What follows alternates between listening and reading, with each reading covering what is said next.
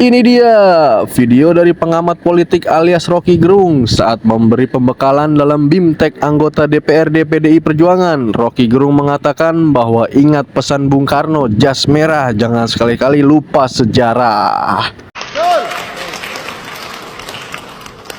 Mereka yang mengerti sejarah, ingat pesan Bung Karno, jas merah, jangan sekali-sekali melupakan sejarah. Apa maksudnya? Jangan sekali-kali melupakan para pengkhianat, itu maksud Bung Karno.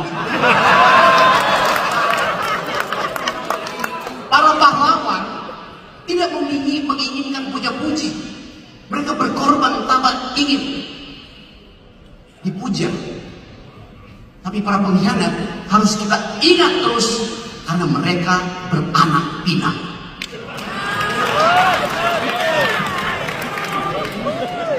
Atau lebih tepatnya beranak dan bermenantu.